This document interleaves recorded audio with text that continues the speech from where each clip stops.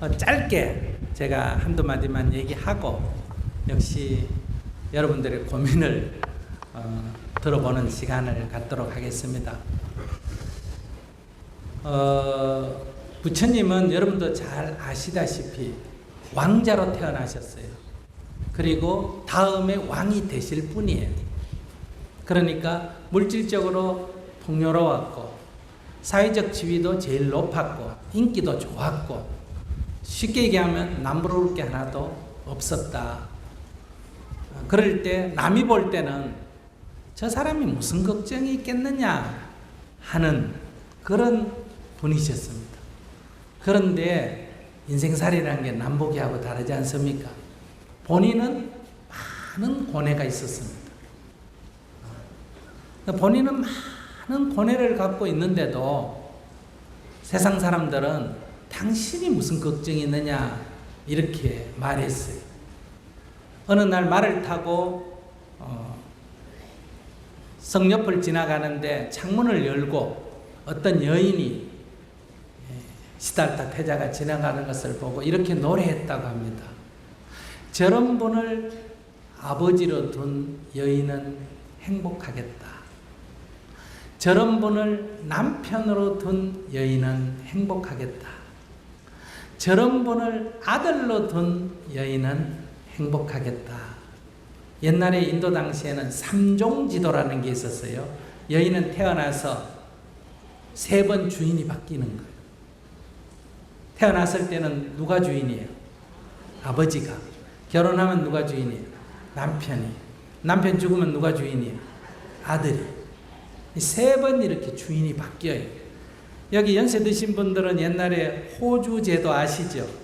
호주에 거기 자기 호주가 바뀌는 거 알아요?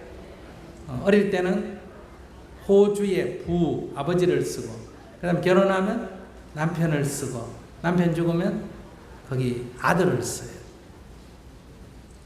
그러니까 이런 시대니까 여인이 스스로 자신의 행복을 갖지 못하고 스스로 주인이 되지 못한 그런 사회에서 좋은 남성을 만나야 행복해질 수가 있어요.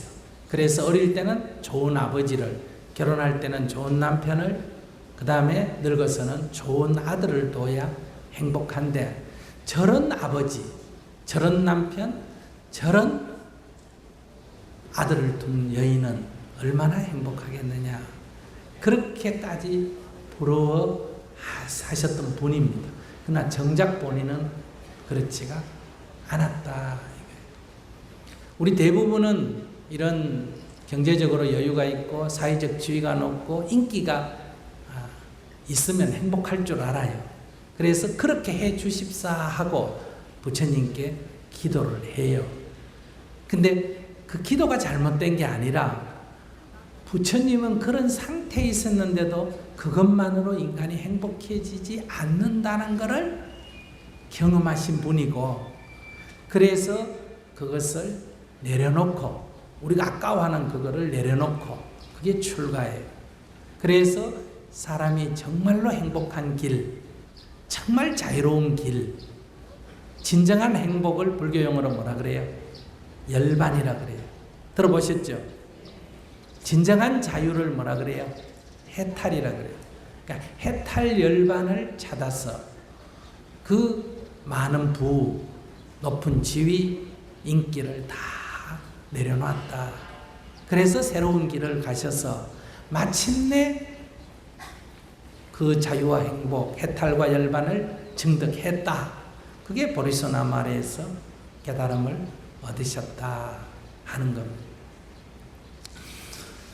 그러면 오늘 우리들은 부처님이 버린 그걸 못 얻어가지고 부처님께 달라 그래요. 부처님 이거 아니라고 버렸는데 우리는 그거 달라고 목을 매달고 지금 얘기하거든요. 근데 이건 이해는 돼요.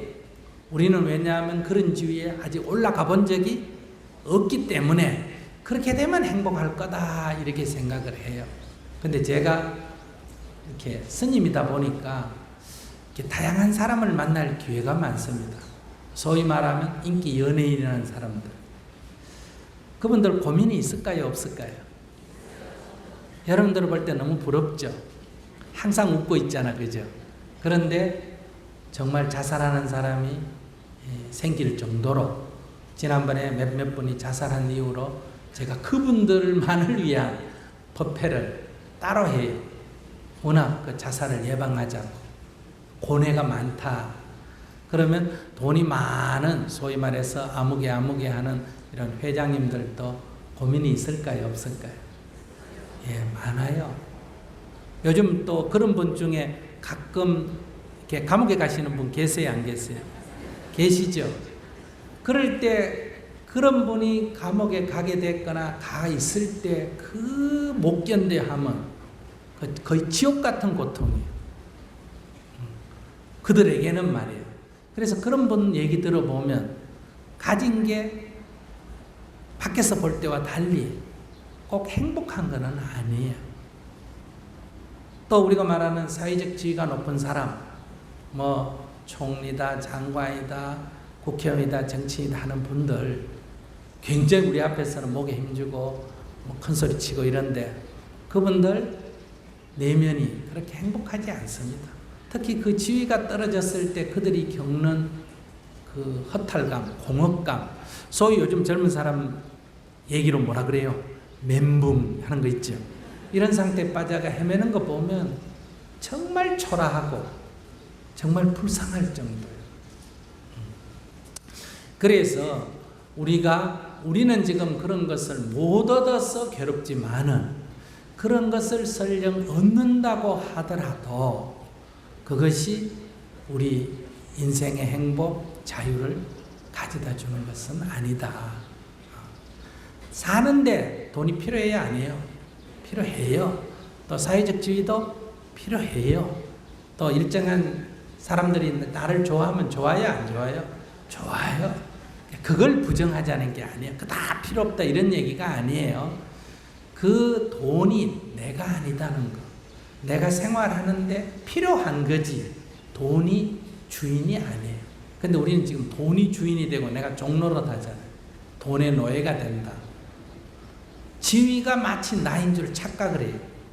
그건 마치 옷처럼 잠시 입은 거지. 그걸 자기라고 착각하니까 지위가 떨어지면 자기가 없어진 것 같은 그런 공황 상태에 빠지게 된다. 인기가 내가 아니에요. 그런데 인기로 나를 삼기 때문에 이분들은 인기가 꺼지면 거품 같은 건데 꺼지면 정신을 못 차려요. 요즘은 인기인이 단순히 가수나 이 탤런트만 아니에요. 이 운동선수도 인기인이 인기 아니야. 인기인이죠. 그럼 뭐 쫙 올라갔다가 떨어질 때 그 방황하는 거 이거 말할 수가 없어요. 그런 분들 또 이제 인기가 자기가 아님을 알아야 되거든요.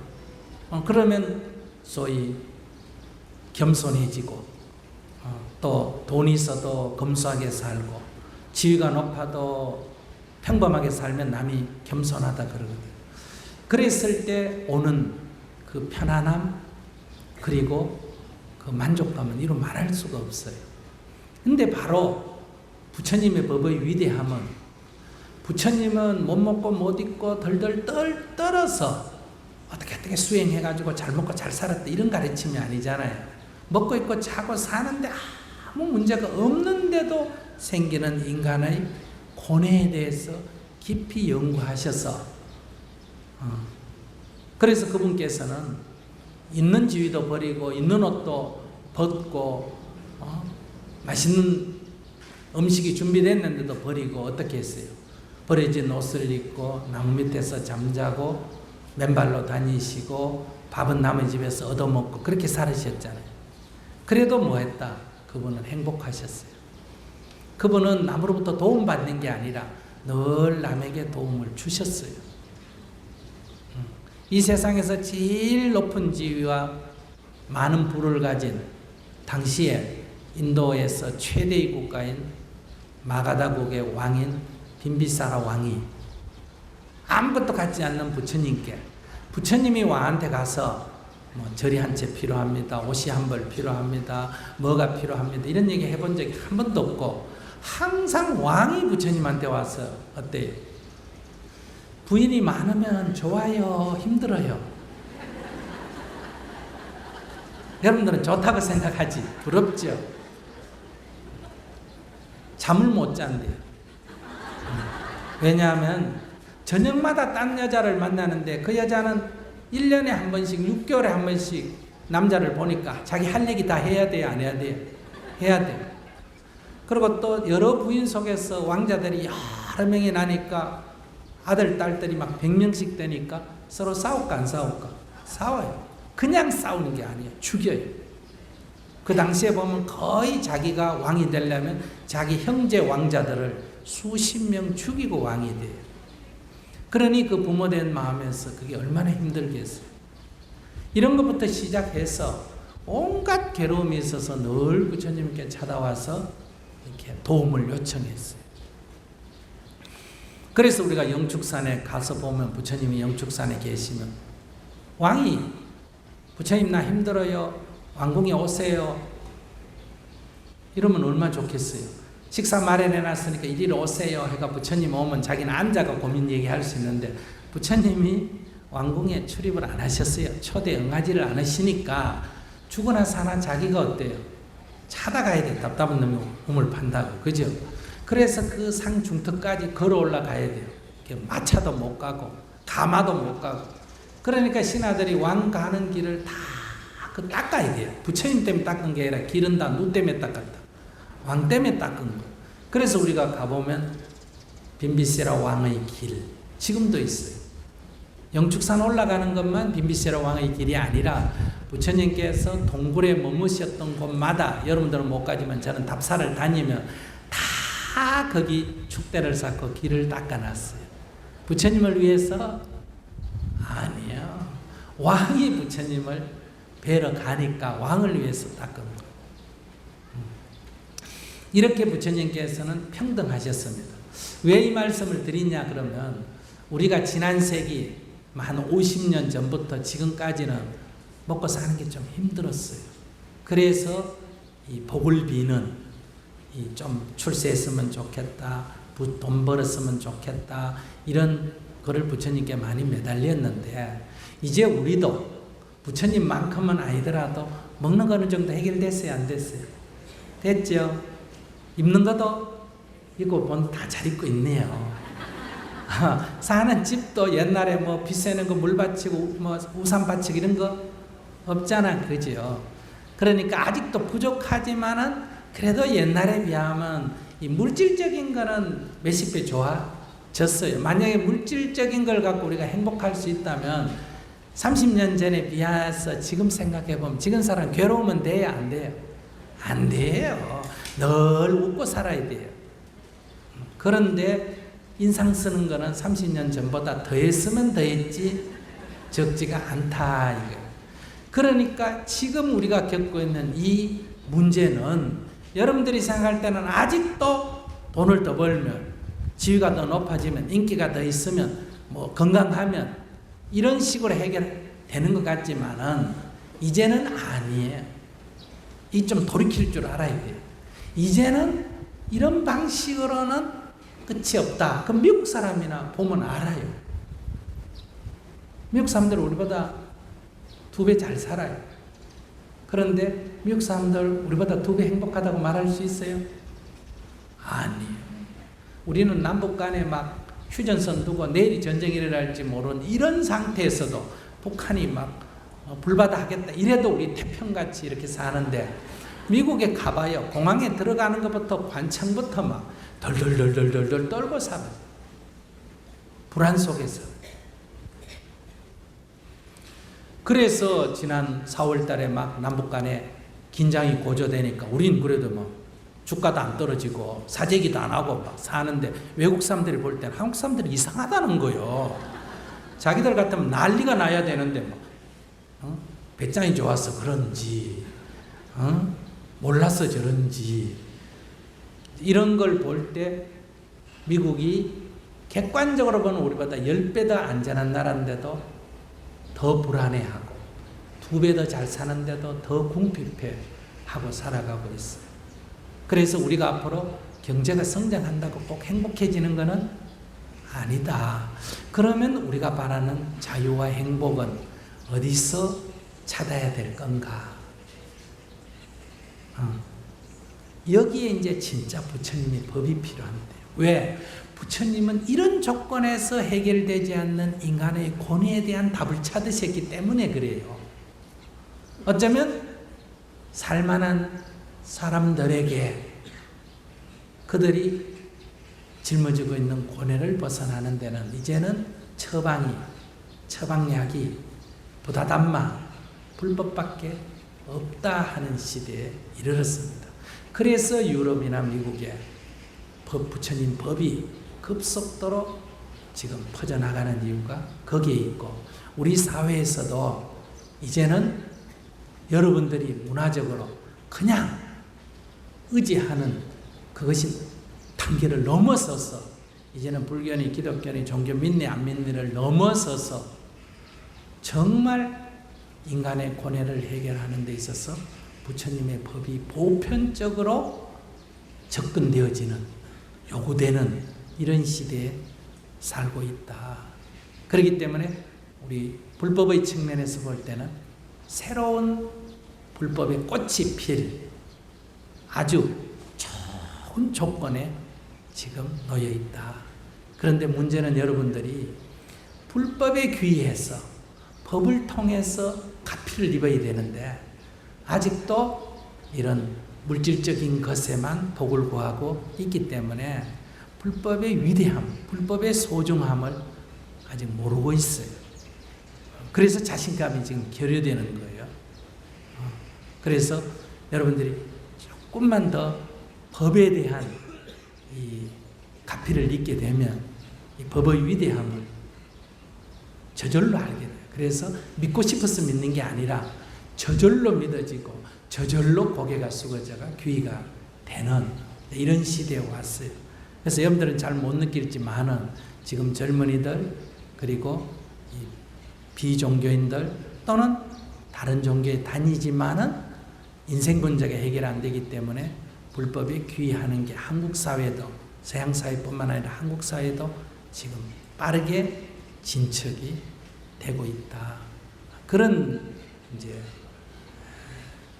변화를 여러분들이 아시고 조금 자신감도 가지시고, 그리고 이 부처님 법을 공부하고 그에 따른 수행 정진을 좀 더 열심히 했으면 좋겠다. 즉 법의 가피를 다 입었어요. 내가 갖고 있는 어려움, 고뇌를 부처님 법문을 듣고 해결하고, 내가 가지고 있는 이 습관, 까르마를 기도를 통해서, 수행을 통해서 극복하고, 그래서 내가 불법 안 만났으면 진짜 어쩔 뻔했느냐, 이런 지금 고마움, 이런 게 계세요 다? 네.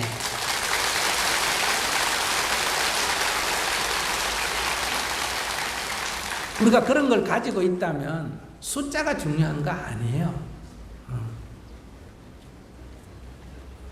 우리가 이 좋은 법을 나만 가질 게 아니라 다른 사람도, 저 고뇌하는 다른 사람들도, 야, 나처럼 저 고뇌를 보니까 나도 옛날에 저랬어. 야, 저분들도 나처럼 이 법을 만나서 저 고통에서 벗어나면 얼마나 좋을까, 이런 생각이 들어서 이 전법이 저절로 되는 거예요. 불교 믿어라 이런 전법이 아니라,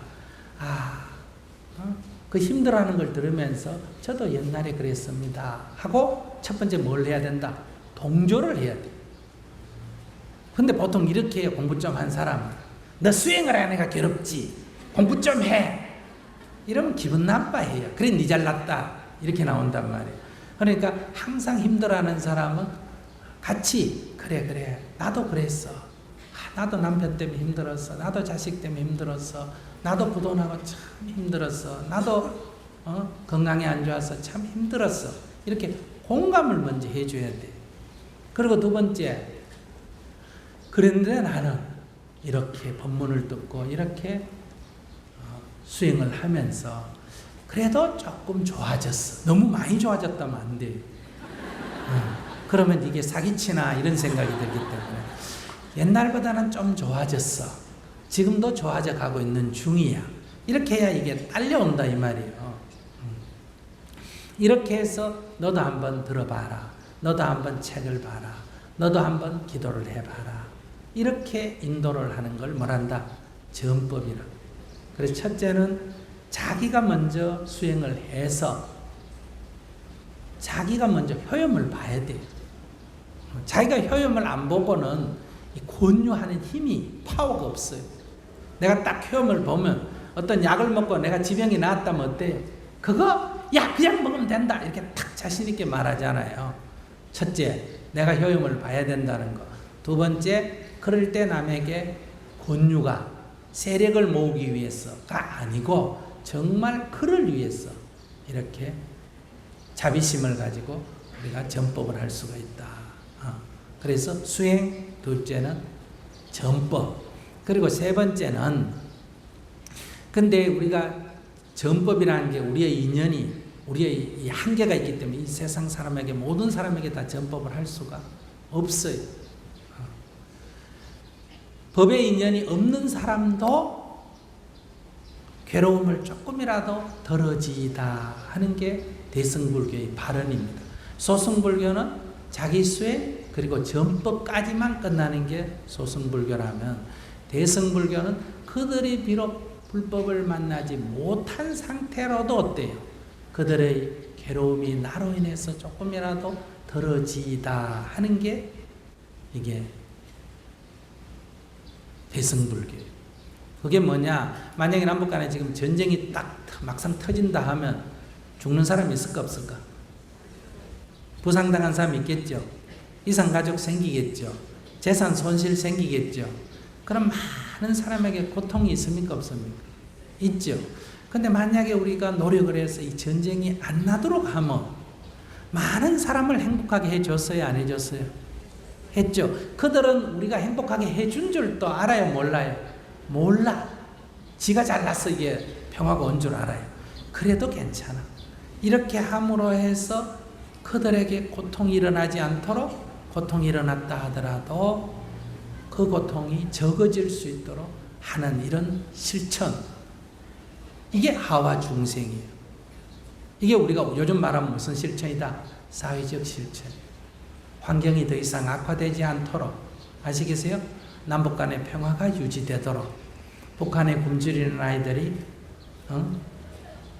배고픔을 면할 수 있도록 우리 한국 사회 안에 이렇게 취약계층, 노인들이나 장애나 어려운 사람들이 인간답게 살 수 있도록 사회 제도를 만들어준다. 이건 불법으로 말 안 하지만은 그러나 그들의 고통이 해결이 된다는 거예요. 예를 든다면 이런 사회적 실천을 통해서 우리가 그들에게 조금이라도 고통을 덜어주는, 즉 기쁨을 주도록 속박을 벗어나게 해주는, 자유를 얻도록 도와주는, 이것이 이제 대승불교의 운동입니다. 그러니까 이런 일을 우리가 함께 해 나가자. 그럴 때 세상 사람들이 볼 때 이 세상에 부처님 법은 꼭 필요하고 불교 신행단체는 꼭 필요하고 그들이 있음으로 해서 이 세상이 조금이라도 밝아진다. 이렇게 생각할 때 사회 리더십이 생겨요.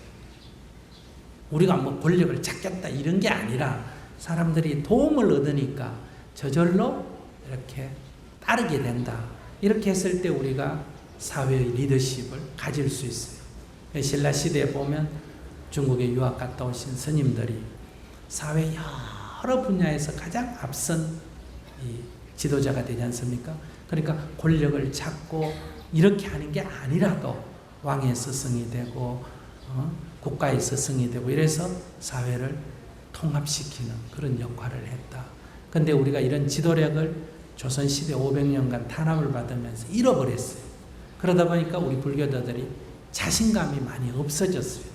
그러니까 개인은 똑똑한데 종교적으로 약간 좀 뭐랄까 피의식이랄까 열등의식 같은 게 좀 있어요. 길을 딱 못 펴요. 어떤 종교처럼 너무 목에 힘주라는 뜻이 아니라 이렇게 약간 기죽어 있는 상태. 왜 그러냐면 리더십을 잃어버렸어요. 그러니까 우리가 지금 끌려가잖아요, 세상에. 우리가 세상을 이렇게 선도하는 게 아니고. 그럼 그렇게 하려면 첫째, 자기 인생의 주인이 되는 수행을 해야 되고 이웃에 이 좋은 법을 전해서 다른 사람들도 이런 기쁨을 얻도록 도와줘야 되고, 세 번째는 우리 사회가 안고 있는 많은 사회적인 갈등 이슈들을 우리가 해결하고 도와주는 역할을 하게 되면 불법이 다시 한번 이 땅에 꼽힐 수가 있다.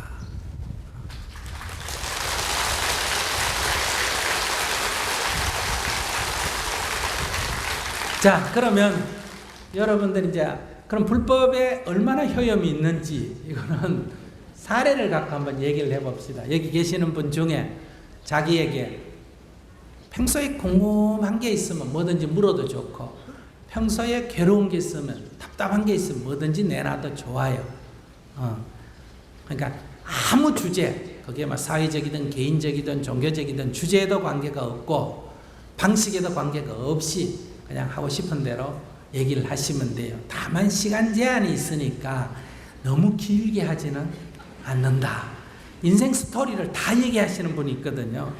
그것만 빼고 한 3분 이내로 자기 얘기를 편안하게 하실 수 있으면 하시면, 우리가 그 문제를 가지고 자, 이런 인생의 고뇌를 우리가 어떻게 하면 조금 더 지혜롭게 접근할 수 있겠느냐, 이런 걸 같이 얘기해 보겠습니다. 자, 누구든지 손을 번쩍 들어보세요. 마이크를 갖고 계신 분? 네. 저기 노란 옷 입은 우리 보살님 한번 손 들었습니다. 드리세요. 셋째 줄에. 네. 마이크 가까이 대고 얘기하세요. 네. 사랑합니다, 스님. 네. 스님, 어떤 것이 참나인지 많은 사람에게 쉽게 알 수 있도록 알려주셨으면 감사하겠습니다. 네. 나라고 할 것이 없는 줄을 알 때 그것이 참나로 가는 길이에요. 그것을 어떻게 보면 나를 잊어먹을 수 있는지 그게 궁금합니다. 나를 잊어버리는 게 아니라, 그럼 묻는 말에 한번 대답해 보세요. 질문자가 보살님이 택시를 타면 자기를 뭐라고 불러요? 나죠. 택시 타면 자기가 택시에서 자기가 뭐예요? 스님이죠. 아니, 질문자 자신이 택시를 탔을 때 자기를 뭐라고 불러요? 묘성 이름을. 그게 스님이라고 생각하는데 저는요. 자, 택시를 타면 자기가 택시를 타면 자기는 승객이에요. 그렇게 머리가 안 돌아가서 어떻게 깨닫겠어요?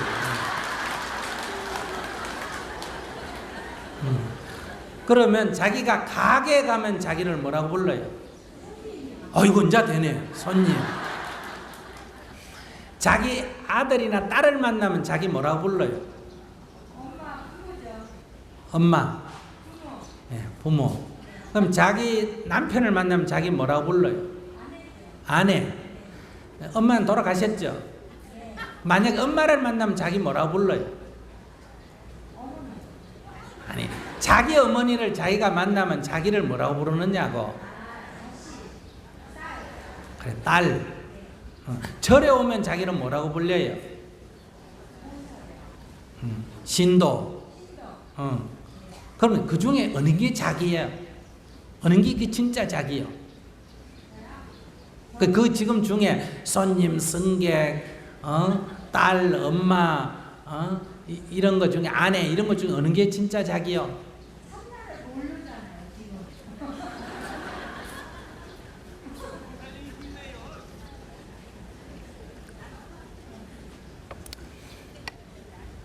자기는 늘 여기 가면 이렇게 불리고 저기 가면 이렇게 불리죠. 그래서 이 문답을 해서 다 깨치면 좋은데 깨칠 수준이 좀 안 되네. 설명을 해가지고 설명을 해가 이해를 해버리면 이해는 되는데 해탈은 안 돼요. 설명을 해가 듣는 거는 이 문답을 통해서 자기 스스로가 탁 깨쳐야 마음이 탁 가벼워지고 기뻐지고, 이렇게 스님이 설명을 해가 아 그렇구나 하면 그거는 이해는 되지만 이 마음에서 어떤 일어나는 열반과 해탈의 기쁨은 얻지 못해요. 자기는 이제 설명을 필요로 한다고 하니까, 그러니까 나는 승객도 아니고, 승객이라 불리지 승객이요 승객이 아니에요. 승객도 아니고 손님도 아니고 엄마도 아니고 딸도 아니고 남편도 아니고 신도도 아니고, 다시 말하면 그 무엇도 아니다. 아시겠어요? 그 무엇이라고 불리든지 간에 사실은 그 무엇도 아니다. 그래서 그거를 한문으로 고치면 뭐다? 나라 할 것이 없다. 이걸 뭐라 한다? 무아. 이렇게 말해요. 그런데 인연을 만나게 되면 그 무엇이든지 또 될 수가 있다. 무슨 말인지 아시겠어요? 뭐가 되기도 하고, 손님이 되기도 하고, 승객이 되기도 하고, 엄마가 되기도 하고, 딸이 되기도 하고, 아내가 되기도 하고, 신도가 되기도 하고, 절에 오면 불자가 되기도 하고, 교회 가면 또 뭐라고 부른다? 크리스찬이라고 불리기도 하고, 아시겠습니까? 머리 깎으면 또 뭐라고 불린다? 스님이라고도 불리기도 하고, 스님도 또 나오면 뭐라고 불린다?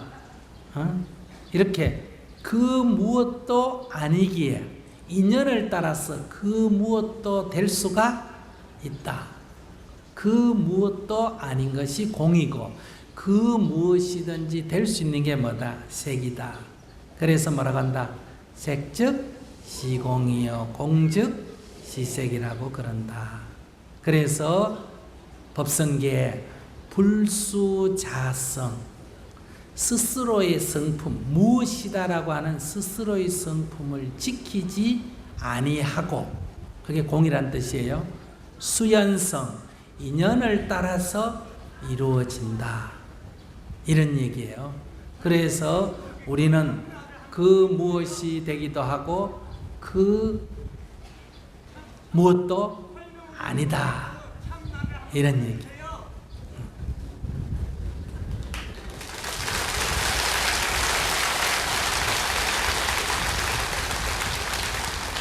그러면 우리 남편 나쁜 놈이다 하는 거는 잘못된 생각이에요? 올바른 생각이에요? 잘못된 생각이에요. 그 남자는 나쁜 놈도 아니고 좋은 놈도 아니고 그 무엇도 아니다. 그러니까 그 무엇도 아닌 줄을 모르기 때문에 나쁜 놈이라고 잘못 생각하기 때문에 괴로움이 생기는 거예요. 그래서 그 무엇도 아닌 줄을 알아버리면, 제법이 공한 줄을 알아버리면 어떻게 된다? 괴로움이 사라지는데 이게 안 되는 거지. 나쁜 놈처럼 자꾸 보이는 거예요. 근데 눈에 그렇게 보인다. 내 눈에 그렇게 보인지 그 사람이 그런 거는 아니에요. 왜 그럴까? 내가 싫다고 버린 남자를 또 딴 여자는 좋다고 데려가야 안 데려가요? 그 나쁜 놈이면 데려가야 돼요? 안 데려가야 돼요? 안 데려가야지. 그런데 또 딴 여자가 데려가잖아. 그죠? 그 여자가 또 버린 거는 또 내가 또 데리고 와요. 그러니까 위에서 가만히 내려다보면 그러니까 좋다 나쁘다는 것은 그 인연을 따라서 생기거나 사람의 관점에 따라서 생기는 거지, 존재에는 그런 것이 없다. 다만 그것은 뭐일 뿐이다? 그것일 뿐이다. 그걸 갖다가 고상하게 말하면 뭐라 그래요? 산은 산이고 물은 물이다. 그 남자는 뭐다? 그 남자일 뿐이다. 이런 얘기예요. 그런데 내가 그것을 알지 못하고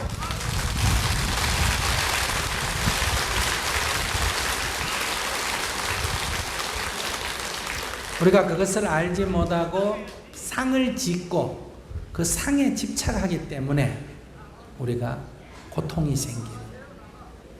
자, 다음 분. 네.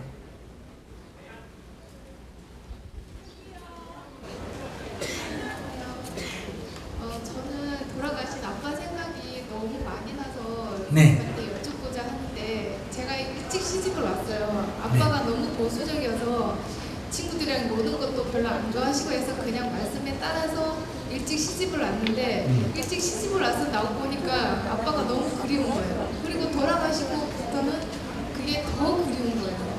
그래서 제가 극락왕생을 원함에도 불구하고 제가 이렇게 생각하는 게 아빠한테 누가 되지 않을까, 편에 가시는데 불편함이 생기시지 않을까, 어떻게 하면 좋을까 해서 말씀드립니다. 자기는 어릴 때 아빠가 자기를 잘 돌봐주려고, 그러니까 혹시 어제도 왜 어떤 처녀가 새벽 4시까지 술 먹고 택시 타고 가다가 어디 가서 살해된 거 기사 난 거 보셨어요? 그런 것처럼 부모는 자식을 안전하게 보호하기 위해서 어때요? 그렇게 했겠지. 그러나 자기는 자유롭게 다니고 싶은 자기 생각만 했지 부모의 그런 그 자식을 사랑할 마음을 미처 이해 못했잖아, 그죠? 그래서 오히려 아빠를 미워했잖아. 그럼 그때 그게 불효요, 그게 효요? 그때는 미워하지는 않았지만 좀 자연스럽게 놔두시지 않는 아빠가 좀 미워하는 거 아니고 원망스러웠어요. 그래서 좀 원망하는 거랑 미워하는 거랑 뭐 차이가 있어요? 단어 차이만 있지. 좀 덜 미워했다 이 얘기겠지. 증오까지는 안 했다. 좀 싫어했다 이 얘기죠. 그래서 했는데 자기 지금도 똑같잖아. 지금도 그때도 자기 생각에만 빠져가지고 그 아빠를 고려 안 하고 자기 생각만 했듯이. 그런데 지나놓고 보니까 그걸 돌아봐지듯이 지금 또 자기는 아빠 생각 안 하고 자기 생각만 하고 있잖아. 아빠가 만약에 아빠 입장에서는 이미 돌아가셔서 만약에 영혼이 있다고 치고, 아시겠어요? 그러면 새 몸을 윤회를 한다면 새 몸을 받는 게 좋아요? 그냥 무주고원으로 떠돌아다니는 게 좋아요? 자기가 생각할 때. 저는 다시 태어나는 거는 원하진 않지만 떠돌아다니는 것도 싫어요. 아니 그러니까 이게 전제 조건이 붙어 있잖아. 윤회를 하는지 안 하는지는 지금 단정적으로 말할 수가 없다 이 말이에요. 그런데 우리가 일반적으로 윤회한다 그래요? 안 한다 그래요? 한다고 하니까 그럼 그런 조건 하에서 얘기를 해보자 이거. 그럴 때 새 몸을 받아서 윤회에서 태어나는 게 좋아요? 그냥 무주고원으로 떠돌아다니는 게 좋아요? 좋아요. 또 사람들이 말하잖아요. 죽으면 영혼이 있어서 저 좋은데 극락세계에 간다. 가는지 안 가는지는 정확하게는 우리가 모르잖아. 얘기가 그럴 뿐이지. 그런데 간다고 치고 그러면 가는 게 좋아요? 안 가고 무주고원으로 떠돌아다니는 게 좋아요? 네? 가는 게 좋아요. 그러면 기독교라고 치고 기독교는 죽으면 천당 간다 그래요? 안 간다 그래요? 그러면 천당 가는 게 좋아요? 안 가고 떠돌아다니는 게 좋아요? 그러니까 이게 힌두교식으로 윤회를 하든 불교식으로 극락을 가든 기독교식으로 천당을 가든 그게 누가 옳고 그르고를 따지지 말고 그렇다고 치고 무슨 말인지 아시겠어요? 그렇다고 치고 자기가 생각할 때 가는 게 좋냐 안 가고 내 주위에서 무주고원으로 떠도는 게 좋아요? 가는 게 좋아요. 그러면 가는 게 좋다면 아빠가 가는 게 좋다면 가도록 해줘야 되나 못 가게 자꾸 괴롭혀야 되나? 가시는 게 좋아요. 그러면 우리가 사람이 헤어질 때 이렇게 잘 가 좋은 데 갈 때 그래 잘 가 구경 잘하고 와 이렇게 보내주는 게 좋아요? 아이고 난 네가 하면 내 혼자 어떻게 보고 싶어서 너 보고 싶어서 어떻게 사니 안 가면 안 돼 안 가면 안 되나 하고 찾고 있는 게 좋아요? 그럼 자기가 답 나왔겠네. 그러니까 자기가 정말 아빠를 위하면 어떻게 해야 된다? 놔드려야 되겠죠. 정말 아빠를 위하면 놔드려야 돼요. 딸이 시집을 가거나 아들이 장가를 갈 때 정말 딸을 위하면 엄마가 보내줘야 돼요? 울고불고 안 보내줘야 돼요? 근데 대부분 울고불고 안 보내려는 거는 딸을 위해서요? 자기를 위해서요? 자기를 위해서. 그러니까 지금 자기를 위해서 아빠가 좀 괴롭더라도 옆에 좀 떠돌고 있어. 지금 이 생각 아니에요. 그래요. 계속 그렇게 살았어 불효하고 죽었어 불효하고 그렇게 하세요. 그러니까 어떻게 해야 된다? 아빠 안녕히 가세요 하고 이렇게 탁 보내드려야 되겠지. 아빠 안녕히 가세요 한번 해보세요.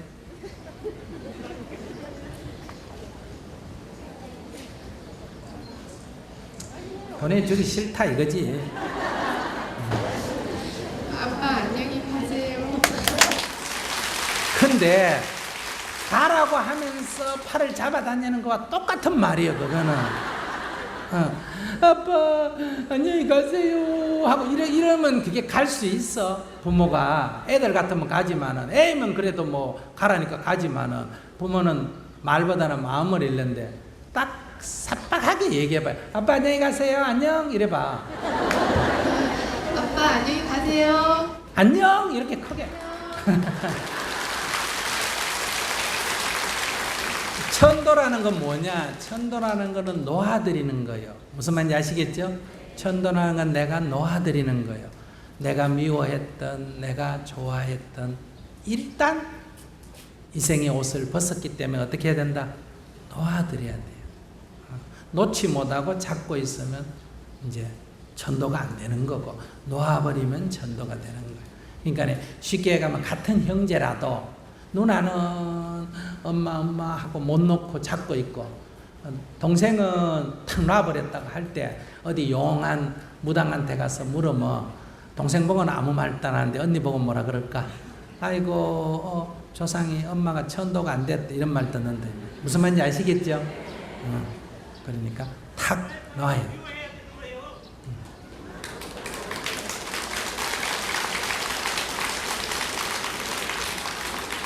자, 다음 분.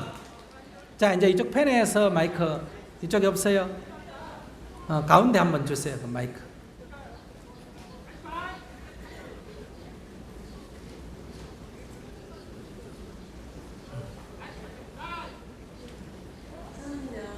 마이크 입 가까이 대고 얘기하세요. 네, 저는요, 25살짜리 아이가 자폐성 증후군을 앓는데요.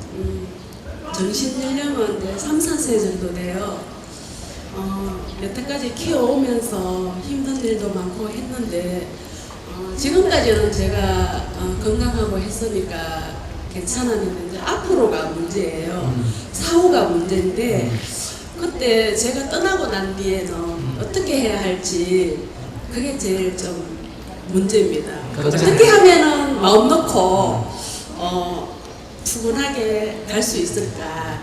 그 해답을 좀 알려주세요. 마음 놓고 푸근하게 갈 수 있도록 될 거예요, 앞으로. 될까요? 저절로 돼요. 아직까지는 아직까지 안 되지. 맞아. 젊은 걸 다 찾아다녀봐도 마음 놓고 갈 수가 없어요. 근데 앞으로 될 거예요. 왜 그러냐? 우리 한국 사회가 지금까지는 이렇게 가난하게 살다가 우리도 한번 잘 살아보세, 잘 살아보자 해가 막 열심히 내가 성장을 해왔단 말이에요. 그럴 때 이 성장을 할 때는 효율만 따진다는 거예요. 효율. 어떤 게 더 효과가 있느냐, 어떤 게 더 돈벌이가 잘 되나 이것만 따져가 해왔단 말이에요. 이해하시겠어요? 그럴 때 어린아이 같은 건 방치해버리고 노인들도 방치해버리고 장애자도 방치해버리고 아시겠어요? 그러니까 똑똑고 일 잘하고 효과 내는 것만 중심이 돼가 쭉 해왔다 이 말이에요. 그래서 지금 여기까지 오기는 왔는데 이제 우리가 먹고 살만해졌다 이 말이에요. 먹고 살만해진 사회에서는 이제 우리가 여기까지 빠르게 온다고 미처 돌보지 못하고 관심을 끊었던 이런 사회적 약자층에 대해서 이제 이거를 우리와 똑같은 인간으로 보살펴야 된다. 즉 그들도 이 세상에 태어난 어떤 사람도 다시 말하면 옛날 같으면 여성은 차별하고 남자만 했다면 성차별 없이 남자든 여자든 다 교육을 받고 똑같은 권리가 있다 하듯이 종교가 달라도 똑같은 권리가 있다 하듯이 또 신체 장애가 있다 하더라도 그것이 차별 안 받고 똑같이 그도 행복할 권리가 있다. 이렇게 모든 사람은 다 이렇게 평등하고 또 행복할 권리가 있다. 그걸 제도적으로 만드는 것이 이제 큰 사회적 과제가 됐어요. 그러니까 우리가 그러니까 아직은 멀었는데 이제 거기에 이제 첫 발을 디딘 거예요. 그러니까 우리 박근혜 대통령의 이 선거 구호가 복지 사회 아닙니까, 그죠? 국민 행복 시대 이런 말 들어봤어요? 못 들어봤어요? 들어봤지? 들어봤는데요. 들어봤는데 아직은 그래. 모르겠어요. 근데 아직은 자기 건강하잖아. 안 건강해요. 안 건강해요. 근데 60이 내일 모레예요. 아 괜찮아. 그래도 70까지는 할 수 있어. 안 돼요. 안 돼. 그래서 이게 지금 단계로 가는데 여기에 대해서는 아직 우리 국민들의 의식이 그래 그렇게 가야 됩니다 이런 사람도 있고 그런 거는 개인 문제 아니냐 이런 사람이 있어. 아니 그러니까 자기는 개인 문제 아니라고 하는데 안 그런 사람들은 개인 문제라고 생각해. 그래서 지금 아이들 키우는 거 지금까지 개인 문제였어요? 아니었어요? 개인 문제였지. 키우고 공부시키는 거 다 개인 문제였는데 이제 조금 살만하니까 사람들이 애기를 안 놓으니까 애가 자꾸 인구가 줄어드니까 이게 개인 문제예요? 개인 문제 아니에요? 개인 문제 아니에요. 개인 문제가 아니니까 이게 사회 문제다 이 말이에요. 사회 문제라는 건 우리 모두가 책임을 져야 된다 이 얘기예요. 그러니까 전에는 애 낳아가 키우는 거는 개인 문제였는데 이제 사회 문제가 되니까 애기 낳는 사람한테 경제적 지원을 한다. 애기 키우는데 경제적 지원을 한다. 이건 뭐예요? 개인 문제라는 거예요? 사회 문제라는 거예요? 사회 문제라는 거예요. 그래 이런 문제는 이제는 이 문제 그럼 돈이 부족하다 해서 이게 지금 좀 덜 되는데 돈이 부족하면 이제 어떻게 이걸 해결해야 되나 하면 독신세를 걷어야 됩니다. 아시겠어요? 그러니까 애를 나아가 키워야 될 사람이 애를 안 놓고 안 키우고 살면 뭐를 많이 내게 해야 된다? 세금을 많이. 그러니까 앞으로 스님들은 세금 많이 내야 되는 거예요. 그러니까 여러분들 세금 안 낼 때 헐할 때 빨리 스님 하세요. 나중에 스님 되려면 세금이 비싸가 못 할 수도 있어요. 그러니까 이렇게 세금을 이렇게 나이가 30이 돼도 결혼도 안 하고 혼자 산다 하면 월급을 만약에 100만 원 받는다 하면 50만 원을 세금을 걷어버려야 돼요. 그러고 아기를 하나 낳아가 키우는 사람에게는 아기 낳아가 키우는 경비를 어때요? 지원을 해야 돼요. 그래서 아기 낳으면 3년은 엄마가 아기만 키울 수 있게 회사에서 월급도 척척 나오도록 유급 휴가를 줘서 아기를 정성들여 키울 수 있도록 이렇게 이제 제도를 만들어줘야 아기도 많이 낳고 키우지만 낳는 것만 중요한 게 잘 키워야 돼, 못 키워야 돼? 잘 키워야 돼. 엄마가 아기 키우면서 막 힘들어 결혼하면 아이가 정신적으로 다 병들어요. 그래서 엄마가 항상 이렇게 밝은 마음으로 기쁘게 아이를 키워줘야 아이가 아주 이렇게 심리가 안정이 된다 이 말이에요. 지금 우울증의 아이들이 많은 건 엄마들이 힘들어서 그래요. 이런 식으로 이거는 사회적 책임으로 돌아가고 있는 거예요. 지금 초등학교에 무상으로 의무교육하고 중학교까지 의무교육 한다는 교육도 사회가 책임진다는 거예요? 안 진다는 거예요? 진다는 거예요. 무상으로 밥 먹인다는 것도 무상급식 한다는 것도 이 공동 책임이란 얘기죠. 그러니까 애들 도시락 안 사줘도 되도록 이렇게 이제 바뀌어 나가거든요. 그러면 어린아이라는 것은 우리가 경쟁사회에서 어린아이는 경쟁할 수가 없잖아. 그러니까 어린아이는 공동으로 돌봐야 된다. 또 이렇게 젊을 때는 다 자기가 일해서 먹고 사지만 너무 늙어가지고 70이 넘어버리면 지금 뭐 70에도 자기가 수입이 있는 사람은 괜찮은데 이제 몸도 늙고 일자리도 없어지면 이것도 개인이 책임을 지기 어려우니까 이제 노인연금이 지금 조금씩 지급되기 시작하지 않습니까? 그죠? 이렇게 옛날에 이게 다 누구 책임이었어요? 자식 책임이었는데 이제는 사회가 책임을 져 나간다. 이런 것처럼 지금 말한 대로 이런 장애자를 지금 사회가 책임지는 쪽으로 한 발 한 발 가고 있다. 그럼 만약에 우리가 여기서 부부가 직장 다니고 애가 대학 다니거나 고등학교 다니는데 남편이 만약에 중풍 걸려가 쓰러져 버리면 아내가 간호해야 되니까 집안이 엉망되지 않습니까? 그죠? 이렇게 되면 그런 질병이 한 가정을 불행하게 만들면 그 사람도 행복할 권리가 있어요, 없어요? 있어서 이런 걸 우리가 공동 책임을 지는 거예요. 즉 그런 질병에 대해서는 뭐다? 국가가 즉 지원이 되고 개인 책임, 그러니까 아내가 직장 그만 안 둬도 되도록 한다. 지금 그래서 암 같은 경우에 옛날에 우리 30년 전에는 집안에 암 걸리면 집안 망했죠. 그런데 지금은 암 걸린다고 집안 망한 사람 없잖아.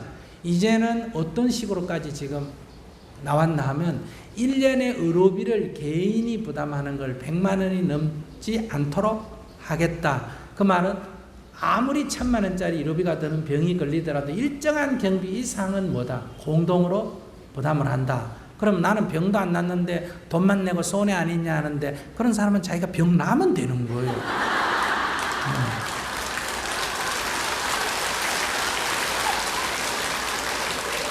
그러니까 내가 돈을 좀 냈다 하더라도 병이 나는 게 좋아요, 안 나는 게 좋아요? 자, 그럼 이런 어린아이, 장애 어린아이가 태어났다 하면 그 아이에 대한 모든 앞으로 그 삶을 사는 데까지 행복하게 하는 경비를 우리가 국가가 부담하는데, 지금 이 거제도 가면 애강원이라고 있는데 아이 200명, 거기 장애자 200명을 보호하는데 직원이 120명이 있어요. 예산이 1년에 한 130억 들어요. 그러면 한 아이가 쓰는 경비를 계산해 보면 보통 건강한 사람이 쓰는 것보다 3배 이상 들어요.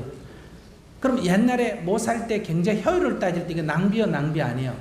낭비니까 이게 팽개쳤는데 지금은 3배 아니라 10배를 들어도 우리 사회가 그 아이를 모아야 된다. 행복하게 살 수 있도록 보살펴야 되는 시대로 변하고 있다. 근데 그게 이제 막 출발한 거예요. 막 출발했다 이 말이에요. 그러니까 자기는 그거 너무 걱정 안 해도 되고 10년 지금 이제 막 출발했으니까 앞으로 이번 정부하고 다음 정부 2번쯤 바뀌면 그 문제는 개인의 책임에서 사회적 책임으로 바뀌게 되니까 우선 아직 건강하니까 한 10년간 노력하고, 알았죠? 걱정하지 말고 노력하세요.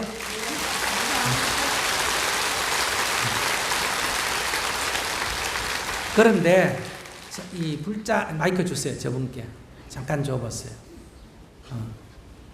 자기 애 이런 애를 낳아서 키우면서 자기 이런 생각하죠. 아이고 내가 전생에 무슨 죄를 져가 이런 아들을 낳았나 이런 생각 했어요, 안 했어요? 처음에는 했는데요. 지금은 걔가 걔로 인해서 제가 인간이 됐어요. 네. 그래, 자기 그 관상을 보니 인간이 좀 안 됐더라.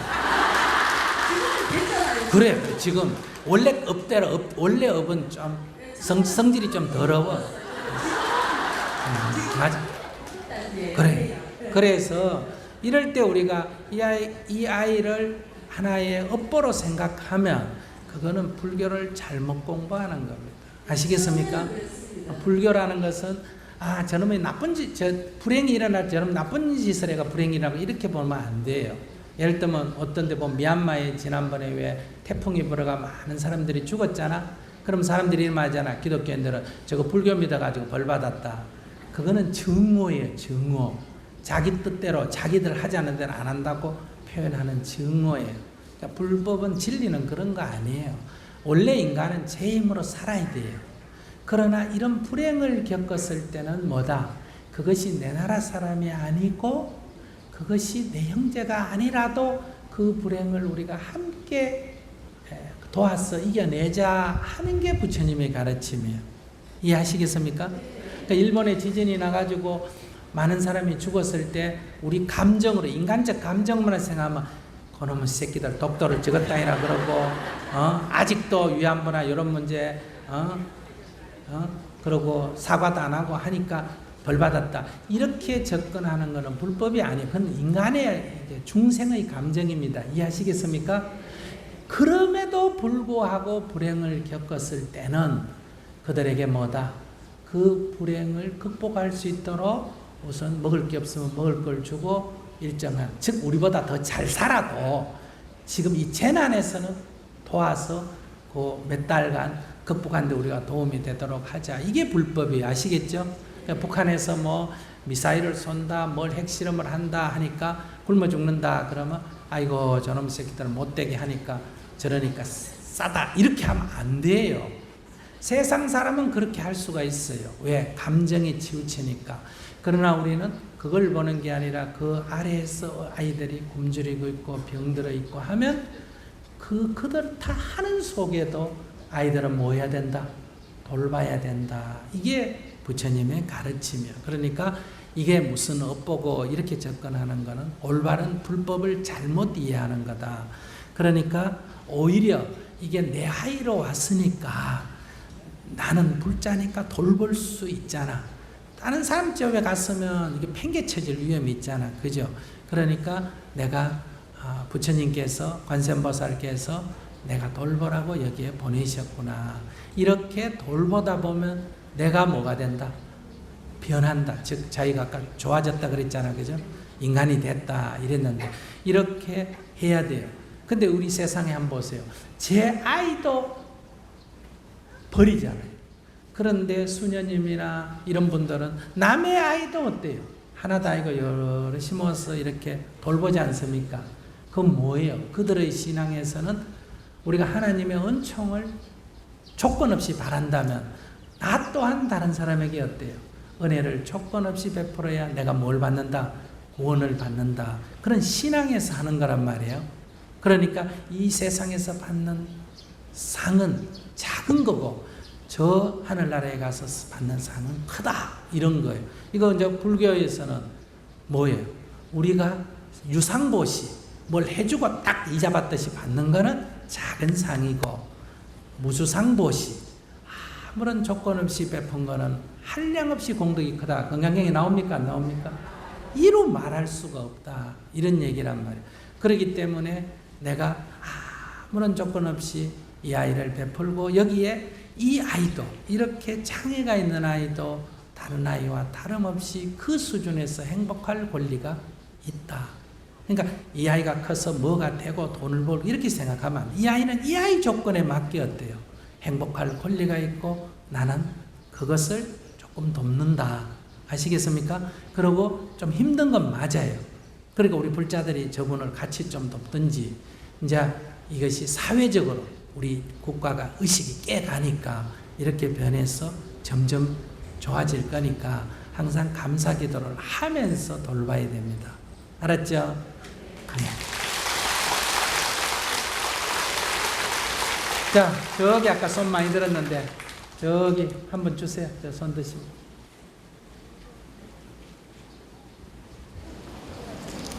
반갑습니다. 네.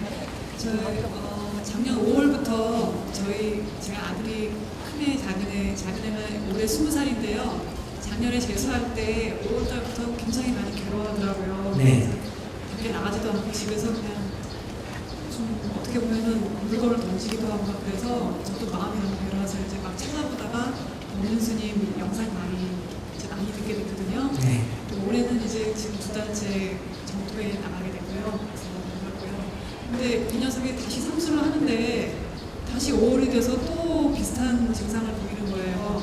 근데 이번에는 저를 굉장히 미워하더라고요. 그러니까 제가 이제 물어보고 싶은데 왜 그런가 물어보고 싶은데 굉장히 비난하는 그런 눈초리를 물어보고 근데 다행히 아빠한테는 그렇게까지는 안 하는데 말을 안 해요. 전혀 말을 안 하고 지금 집에서 처음에는 인터넷 강의를 듣다가 요새는 컴퓨터만 그냥 게임을 하든지 검색만 하고 전혀 이제 소통을 안 하려고 하거든요. 그래서 지금 아빠가 너무 괴로워서 지금 직장도 계속 조퇴하고 오고 혹시 엄마를 해코지하지 않을까 걱정이 많이 해요. 지금 벌써 한 2주째 지금 그런 상황이거든요. 그래서 지금 여쭤봅니다. 어떻게 해야 될지. 우선 이게 정신적으로 어려운 상태니까 우선 병원에 데려가서 한번 검사하고 의사 선생님 처방받고 그런 건 했습니까? 제가 말을 꺼냈거든요. 한번 더 가보자. 아니 지금 말을 안 해요. 그러면 그거는 병원에 가야 됩니다. 그러니까 병원에 가자 했을 때 병원을 거부하면 이미 그거는 치료를 받아야 할 수준입니다. 상태를 점검하는 게 그래요. 그러니까 어떤 사람이 술을 취해가 약간 비틀비틀해서 옆에 사람이 너 술 먹었구나 그러니까 아이고 그래 내가 오늘 소주를 한 병 먹었더니 조금 취한 것 같지. 이런 사람은 술이 취해도 자기가 취했다는 걸 알기 때문에 약간 사고 같은 거 날까 안 날까? 안 나요. 자기 컨트롤이 되는 사람인데 술을 먹고 약간 취해서 야 너 술 취했구나 하니까 무슨 소리 하는 거야? 내가 주량이 얼만데? 내 술 한 병밖에 안 먹었는데 그런 소리 하고 있어. 이거는 취했나 안 취했나? 취했어. 이건 사고 날 위험이 있는 거예요. 그러니까 이거는 자기가 취한 줄도 모른다 이런 얘기예요. 그래서 어떤 일을 우리가 이 점검을 할 때 내가 요새 내가 약간 우울증이 있나, 내가 약간 요즘 너무 짜증이 많은데 이게 내가 문제인가, 병원에 가서 한번 이렇게 체크를 해봐야 되나 하는 때는 아직은 정상 상태예요. 그렇기 때문에 가서 그런 상태여서 가면 이거 막 괜찮습니다 이런 말을 듣든지, 아니면 조금 초기 증상이니까 안정제 좀 주고 조금 긴장 좀 푸세요 이 정도로 처방이 나오는데, 지금 그러면 벌써 조금 심각하다 이런 얘기예요. 그러니까 좀 잘 얘기해서, 아직 그렇다고 강제 동원할 정도의 증상이 나타난 것은 아니에요. 그러니까 꼭 그 폭발을 해가지고 엄마한테 막 해코지를 하는 것이 꼭 나쁘다고는 할 수가 없어요. 그러면 병원에 입원할 뭐가 됩니까? 계기가 되죠. 제 말 무슨 말인지 아시겠어요? 강제로 입원시킬 수 있는 조건이 된다 이 말이에요. 그러니까 엄마가 그걸 두려워하면 안 돼요. 그걸 유도할 필요도 없지만은 두려워할 필요도 없다. 아이를 사랑한다면 내가 뭐 상처가 좀 나더라도 아이를 치료하는 게 중요하지 않습니까? 그죠? 그래서 제일 중요한 거는 일단 병원에 데려가서 상담을 해서 약간의 치료를 받으면 충분히 이렇게 극복이 되어질 수 있는 문제니까, 첫째, 병원에 데려가서 그 전문의의 진료를 받고 처방을 받는 게 좋다. 첫째고, 그렇게 해서 일단 안정을 해야 돼요. 근데 엄마든 아빠든 공부에 대해서는 나아야 돼요. 지금 치료가 중요하지. 이건 마치 교통사고 나서 팔다리 부러진 애 보고 책 줘가지고 병상에 누워 공부하라는 거와 똑같거든요. 훨씬 더한 지금 그 2다리 부러진 것보다 더한 지금 상태이기 때문에 공부에 대한 욕망을 낳아야 됩니다. 사실 공부에 대한 건 맞는데요. 본인이 글쎄, 본인이 못 넣는 거는 본인의 문제고 놔라고 말할 필요도 없고, 그러나 부모는 딱 놔야 돼요.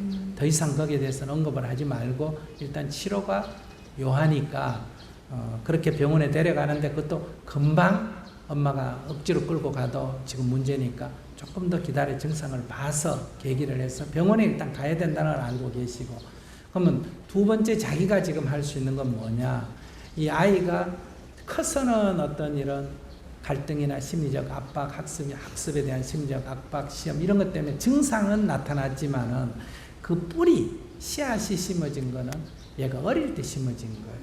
그러니까 자기가 이 아이 낳고 키울 때 자기 상태가 별로 안 좋았죠. 예. 그러니까 남편도 미워하고 원망하고 이랬기 때문에 그 씨앗이 그대로 잉태돼서 지금 그 씨앗이 심리에 심어져서 일어나는 현상이니까, 첫째 자기가 남편한테 참회 기도를 해야 돼요. 지금부터 아이가 나한테 저럴 때 내가 얼마나 답답해요. 조금만 정신 차리면 될 텐데 제가 왜 저러나, 이런 것처럼 내가 막 그럴 때 남편도 아이고 부인이 조금만 정신 차리면 될 텐데, 이런 안타까움이 있었거든요. 그때로 돌아가서 여보 내가 별거 안 한 것 같고 당신 미워하고 시비해서 정말 죄송합니다 하고 자꾸 참회 기도를 하셔야 돼요. 첫째, 이게 우선 자기가 먼저 할 일이에요. 그러니까 그 미움이 심어져서 그게 일차적으로 자기한테 나타나고 조금 있으면 아빠한테 나타나고 이렇게 돼요. 그래서 자기가 그걸 참회가 우선 자기 상처를 치유를 해야 돼요. 그래서 첫째 이거 108배 절하면서 무조건 엎드려야 돼요. 뭐 지금 있는 남편에게 하라는 게 아니라 그때로 돌아가서 참여를 해야 된다 이 얘기예요. 그리고 지금도 항상 남편이 어떤 의견을 내든 지금 아이를 위해서예요. 남녀로 보지 말고 아이를 위해서 항상 네 해야지. 자꾸 자기 의견을 먼저 내거나 겉으로는 예해도 속으로는 아니다 이러지 말고 좀 따르는 게 필요하다는 거. 그리고 두 번째는 아이를 보면서 기도는 아이고 내 때문에 네가 고생한다. 아이고 고생한다. 이렇게 마음을 내야 아이에게 기대, 즉 그보다 훨씬 더한 증상이 나타나야 되는데 사실은 훨씬 덜한 증상이 나타난 상태. 그러니까 이거를 고맙게 생각해야 돼. 문제라고 생각하지 말고 아이고 그래도 그만하기 다행이다. 만약에 문고리 잠그고 뛰어내린다고 하고 뭐 이러면 자기 굉장히 힘들 거 아니에요. 그러니까 지금 이 상태에서 아이고 그래도 요만하기 다행이다. 요만하기 다행이다. 아이고 고맙다. 마음을 자꾸 애한테 이렇게 내야 돼요. 아이고 어떤 태도를 보이든 아이고 그래도 그만하기 다행이다. 자기가 마음을 자꾸 그렇게 내면서 기도를 해야 이 조금 더 앞으로 증폭이 되더라도 길이 열리게 된다. 그래서 하나는 자기가 오늘부터 당장 기도를 할 것. 두 번째는 아이가 일정한 설득이 되든지 계기가 되면 일단 병원에 가서 진료를 받을 것. 두 가지를 먼저 해봤습니다. 맞습니다. 네.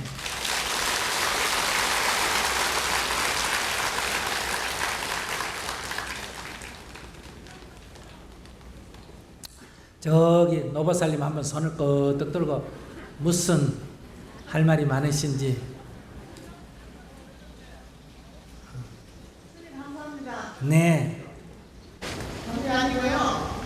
제가 지금 77살인데 네. 3년 전에 수배를 했어요. 네. 근데 4개월 그 입원했다가 병원에서 그냥 가셨는데 네. 너무 그 당시도 슬프고 속상하고 뭐라고 말할 수가 없었습니다. 근데 막 화가 나고 막 그냥 어찌 살아 가버렸냐 막 그랬어요. 그런데 진짜 30대 혼자서 친구가 있는데 한국으로 하더라고요 저한테. 근데 스님한테 여쭈고 싶은 것은 제 나름대로 기도도 하고 그랬는데 정말 한번 보고 싶어요. 보고 싶은데 제가 이제 내일모레 막 80이니까 그럴 거 아니니까 그런데 제가 가서 한번 만날 수가 있는가 그게 제일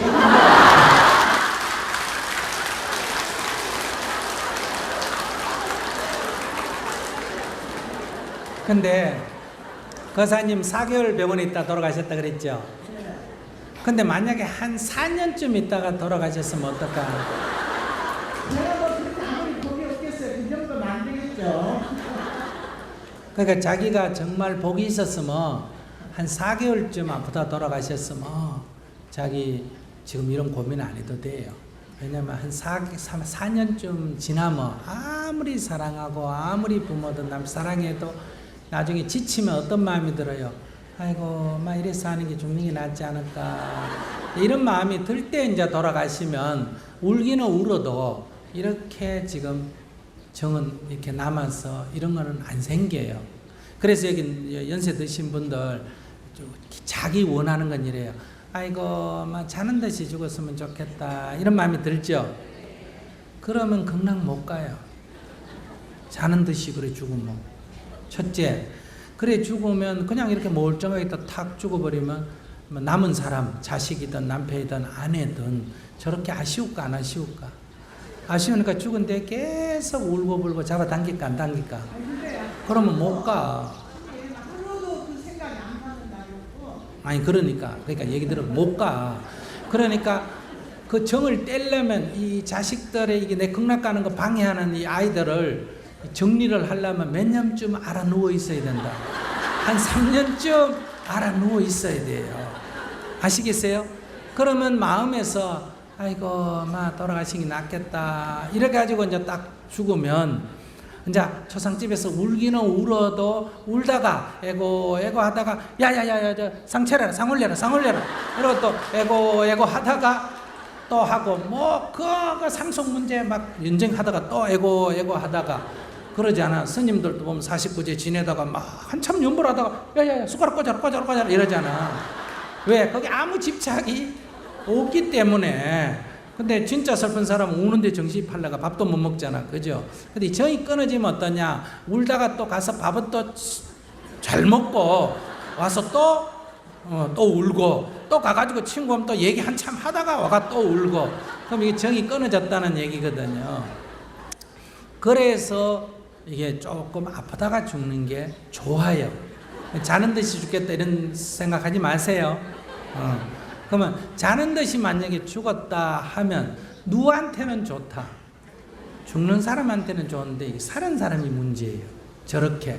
그러니까 사는 사람들은 어떠냐.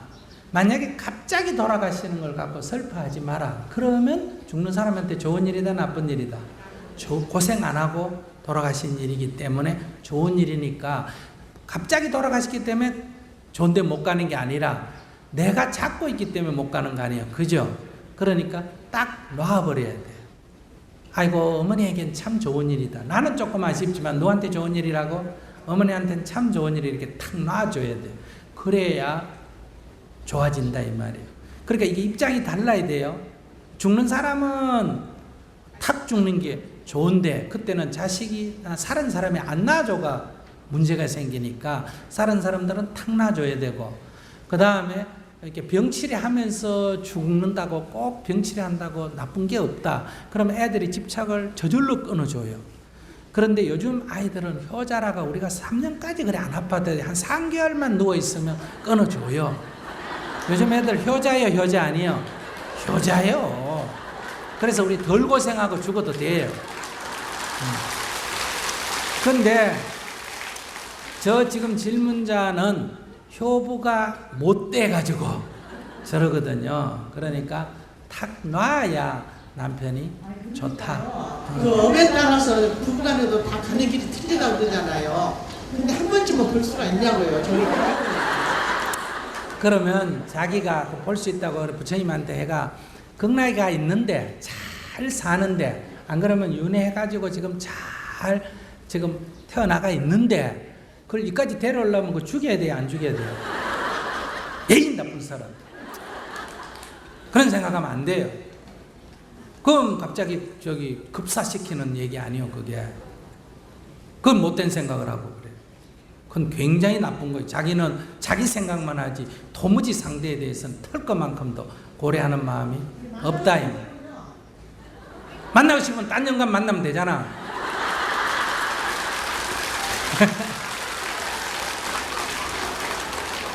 그 굉장히 나쁜 생각. 제 말 무슨 말 이해하셨어요? 노보살님께 내가 이렇게 막 확 얘기가 안 됐지만은 정을 딱 끊으셔야 돼요. 그런 생각은 굉장히 나쁜 생각이에요. 제 말 무슨 말인지 알아들었어요? 그러니까 그런 생각 하지 말고, 아이고 잘 가서 산다 하면 좋아요, 안 좋아요? 좋아요.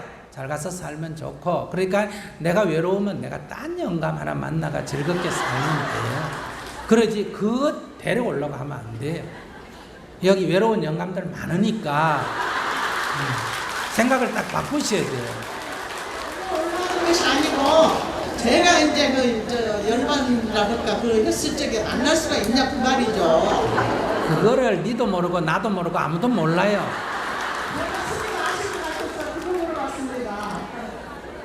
아이고 그렇게 기대해 주셔서 감사합니다. 자, 정을 딱 끊으세요. 그런 생각하지 말고. 제가 무슨 말인지 알아들었어요? 그러니까 우리가 믿음이라는 것이, 저는 아까도 말했지만 윤회를 한다, 극락 간다, 천당 간다, 딱 그렇다 말 안 하잖아, 그죠? 그렇다고 치고 이렇게 얘기해요. 왜? 그거는 믿음에 해당되기 때문에 단정적으로 말할 수가 없다. 그런데 만약에 윤회를 한다는 걸 대부분 믿고 있다고 칠 때, 그러면 영감이 돌아가서가 윤회를 해서 그거를 전제로 하고 얘기하는 거예요. 그럼 아기로 태어나가지고 지금 누집에서 비움받고 잘 자라는데 보고 싶다면 어떻게 해야 돼요? 급사시켜야 데려올 거 아니에요. 그러니까 그런 나쁜 생각하면, 그러니까 여러분들이 믿음에 논리가 안 맞다는 거예요. 코에 가면 코걸리, 귀에 가면 귀걸이, 그냥 지 좋은 대로만 하려고 그러지 도무지 살았어도 상대편 고려 안 하고 죽었어도 고려 안 하고 그저 지 생각만 하는 거예요. 그래서 이게 집착이라는 거예요. 그러니까 아무 보는 눈이 없고 이게 쥐가 쥐약 먹듯이 자기 생각대로만 하기 때문에 그게 얼마나 자기는 사랑한다고 하는데, 여러분들은 아이들 돕는다고 돕는데 아이들에게 너무너무 힘들어요. 부모는 자식 때문에 고생한다는데, 젊은 애들 어제 그저께도 부산대학 가서 한 600-700명 모아놓고 얘기 듣는데 전부 부모 때문에 힘들어요. 사랑하는 여인인데 궁합 가져와서 안 된다고 해가 힘들어, 뭐 종교가 다르다고 반대해서 힘들어. 그러니까 여러분들은 아이를 위한다는데 아이들은 여러분 때문에 지금 고통을 받고 있는 거예요. 나는 남편을 위한다고 하는데 남편은 나 때문에 고통을 겪고 있는 거예요. 그러니까 이게 사랑이라고 말하지만 이건 사랑이 아니고 뭐다? 집착이에요. 그래서 집착을 놔라고 하는 거예요. 그것은 서로를 속박하는 겁니다. 그러니까 20살 때까지는 정성을 기울여 키우고 20살이 넘으면 독립을 시켜서 정을 딱 끊어줘야 그 아이도 한 사람으로서 자유롭게 살아갈 수가 있다. 그리고 함께 결혼해서 살 때는 이혼할 생각이나 저는 죽었으면 좋겠다 이런 생각하지 말고, 살 때는 정성을 기울여서 살되 돌아가시면 안녕히 가십시오 하고 딱 정을 끊고, 사람이 그리우면 딴 사람을 안 나면 돼요.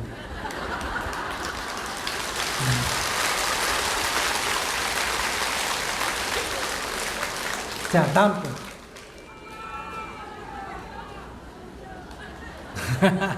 거기까지 마이크 가기 어려운데 저기 한번 갖다 주세요.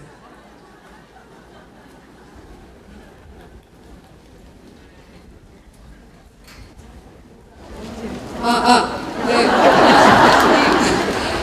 제가 드리고 싶은 질문은 아이 6살, 10살 아이를 키우고 있는 엄마인데요.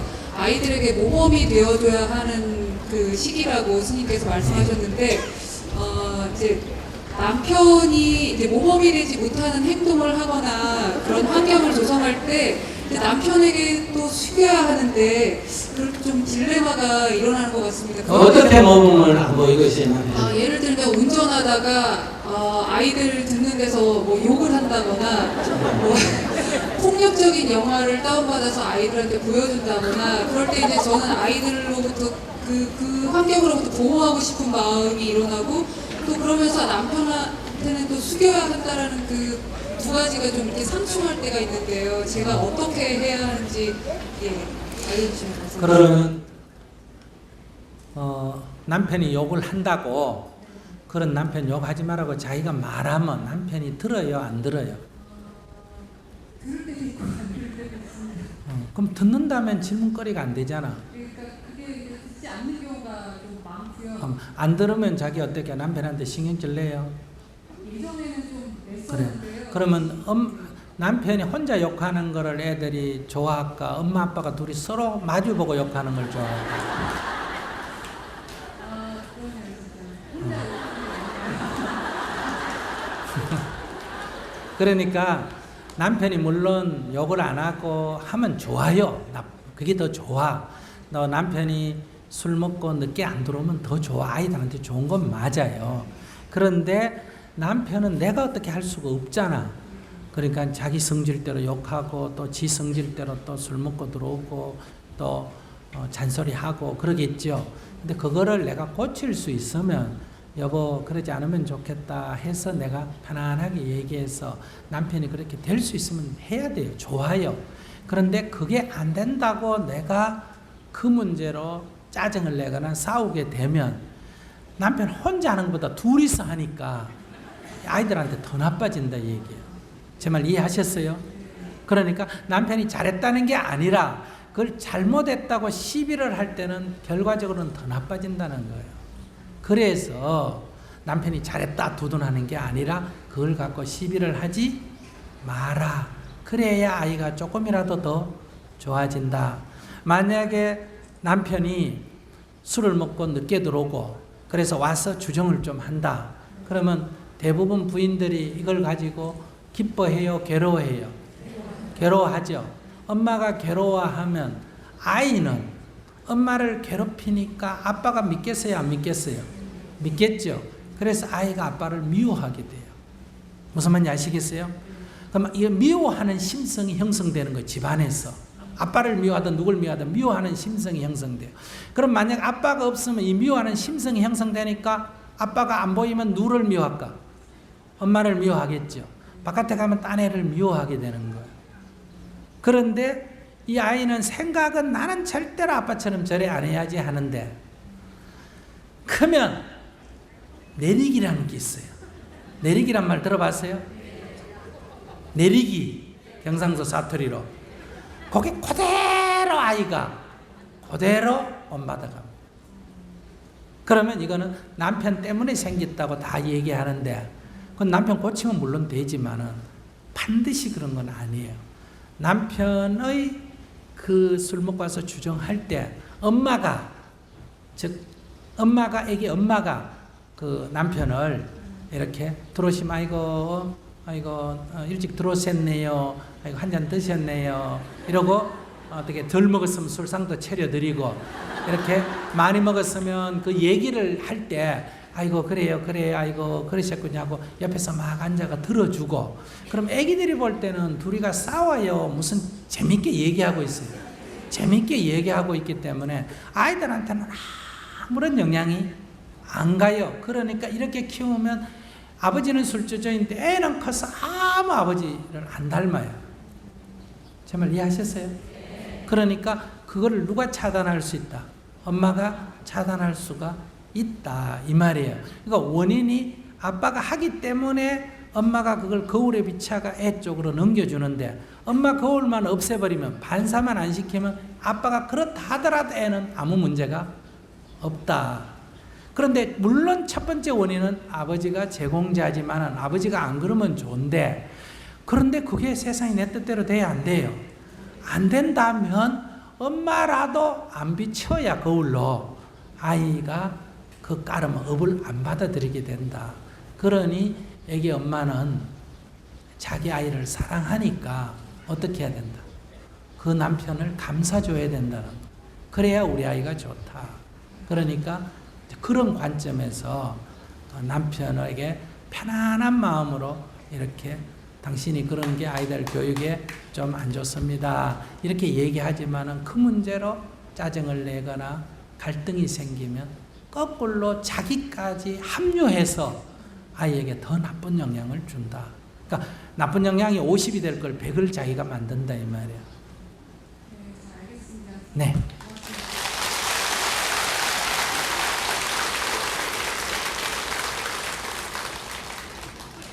자, 저 뒤에 서서 늦게 온 사람이 뭘 질문을 하려고 그래요. 주세요.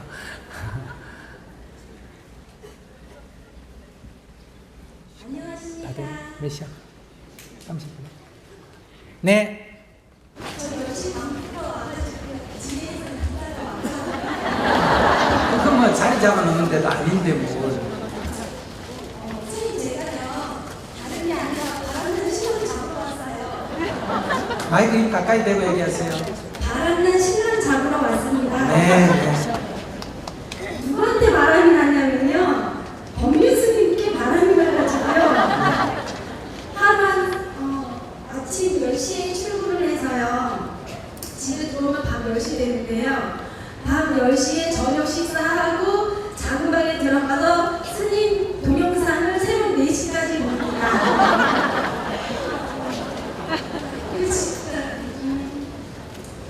스님 덕분에 어느 순간에 치는 성격이요. 되게 불가능인데요. 어느 날 갑자기 사람이 되게 부드러워진 거예요. 그래서 왜 그런가 이상해졌다. 정말 머리 감고 절에 들어가려나 보다 했는데 어느 날 보니까 스님 동영상을 보면서 제가 신랑한테 제일 저는 죄송합니다. 신랑한테 제가 그랬어요. 땡중 얘기 그만 들어라고. 그런 거 그만하고 제발 나한테 잘해주고 확 버럭버럭 내지 말고 뭐 아이패드에 음악 좀 깔아줘 이러고 던져줬거든요. 근데 아침에 출근할 때 너무 졸려서 음악을 들으려고 틀었더니 스님 목소리가 나오는 거예요. 정말 감사합니다.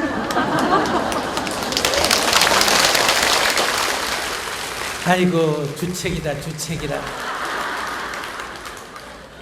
좋으면 그냥 좋지 왜 그렇게 네. 그런데 어쨌든 좋은 얘기죠. 네, 아주 그런데 그런 걸 이제 가피라 그래요. 법의 가피. 그러니까 부처님 법을 받아들임으로 해서 뭐가 변한다? 삶이 변하는 게 이게 이제 까르마가 변하는 게 이제 업장 소멸이 아시겠죠? 이렇게 사물을 부정적으로 보는 업장이 이제 긍정적으로 바뀌어가는 거예요. 그러니까 아까 저기 기도를 하는 것도 남편을 부정적으로 보는 것을 긍정적으로 보도록 이렇게 기도를 시키는 거예요. 그러면 이 업이라는 건 뭐냐면 오랜 습관이에요. 그러니까 미워하다 보면 이제 자동으로 미워하는 습관이 생기는 거예요. 화도 그렇죠. 자꾸 짜증 내다 보면 어때요? 그냥 마치 짜증 덩어리처럼 그냥 건드리기만 해도 짜증이 나오잖아요. 근데 이게 이제 이게 무의식의 세계에서 자동으로 일어나는 거예요. 생각으로 안 해야지 해도 컨트롤이 안 돼요. 그래서 무의식의 세계를 이렇게 바꿔줘야 돼요. 그러려면 자기 암시를 통해서 아시겠어요? 자기 암시를 통해서 무의식의 세계에 있는 것을 바꿔야 돼요. 그게 이제 기도예요. 그러니까 이제 계속 절을 하면서 이렇게 옛날에 남편을 미워했던 그것이 이게 무의식 세계에 있단 말이에요. 지금은 아무 문제도 없는데, 지금은 잘해줄 때는 아무 문제가 없는 것 같은데, 조금 또 잘못해가 옛날 얘기 나오면 어때요? 옛날에 숨겨진 게 또 튀어나와야 안 튀어나와? 또 튀어나와요. 그래서 이게 덮여있지 없어진 거는 아니에요. 그래서 이제 이 남편한테 참회 기도를 함으로 해서 자기 내면에 있는 그 부정적인 그 까르마를 이게 소멸시킨단 말이에요. 이걸 청소한단 말이에요. 이게 이제 치유죠. 그래서 우리 힐링 이렇게만 이거를 치유해내면 자기가 건강해지는 거예요. 옛날에는 남편이 그런 말하면 팍 반응을 했는데 이게 어느 정도 치유가 되면 남편이 뭐라 그래도 어때요? 빙긋이 웃을 수 있는 이게 이제 바뀌는 거예요. 그러게 이렇게 이제 바뀌는데 이게 사실 바뀌기가 어렵습니다. 법문을 듣고 법을 이해하는 것은 비교적 쉬운데, 아, 그렇구나 이렇게 이해하기 쉬운데 이 성질이 바뀌는 건 참 어려운 일이에요. 그러나 그래서 이게 꾸준히 해야 돼요. 그래서 이제 방법은 두 가지예요.